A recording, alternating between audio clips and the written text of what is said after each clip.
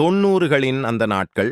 காலை நேரங்களில் அப்பாவின் கை பிடித்து ரோட்டின் ஓரமாக நடந்தே பள்ளிக்குச் செல்லும் அந்த பயணம், பாதுகாப்பு என்ற வார்த்தையின் முதல் அர்த்தமாக இருந்தது.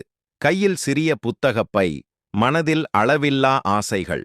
பள்ளிக்குச் செல்லும் அந்த ஒவ்வொரு காலை, வாழ்க்கையின் முதல் பொறுப்பை நமக்கு சொல்லித் தந்தது. பள்ளி வாசலில் நண்பர்கள் காத்திருக்கும் அந்த நொடி, மணி அடிக்கும் முன்பே சிரிப்புகள் தொடங்கும்.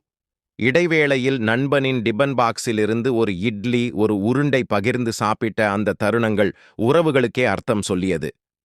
மாஸ்டர் கோபமாக இருந்தாலும் ஒரு சின்ன புன்னகை போதும், முழு வகுப்பும் நிம்மதியாகிவிட. மழை வந்தால் பள்ளி முடிந்ததும் காலணி கையில் பிடித்துக்கொண்டு ரோட்டில் தண்ணீரில் குதித்து வீடு திரும்பிய அந்த சந்தோஷம்.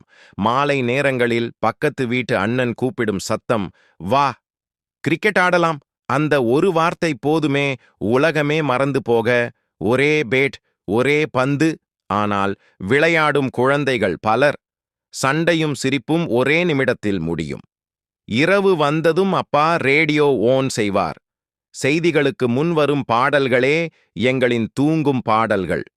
கரண்ட் போனால் மெழுகுவர்த்தி ஒளியில் அப்பா சொன்ன கதைகள். இன்றைய எந்த திரையுலகமும் தர முடியாத பரவசம்.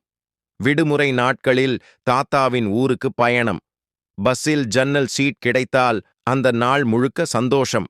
மரங்களில் ஏறி காய்களை பறித்து அதை நண்பர்களுடன் பகிர்ந்த சுவை இன்றும் நினைத்தாலே இனிப்பு. தீபாவளி வந்தால் அப்பா கையில் பிடித்து பட்டாசு கடைக்குச் சென்ற அந்த நடை, புதிய உடையை விட அதுவே பெரிய மகிழ்ச்சி. உறவினர் வீட்டில் ஒரே ஹாலில் எல்லா குழந்தைகளும் தூங்கிய அந்த இரவுகள், வாழ்க்கையின் அழகான குழப்பம். வீடு சின்னதாக இருந்தாலும் மனசு மட்டும் எப்போதும் பெரியதாக இருந்த காலம். அந்த நாட்கள் திரும்ப வராதென்று தெரிந்தாலும் நினைவுகளில் மட்டும் எப்போதும் வாழ்ந்து கொண்டிருக்கும். அதுதான் நம் 90களின் இன்னொரு வாழ்க்கை.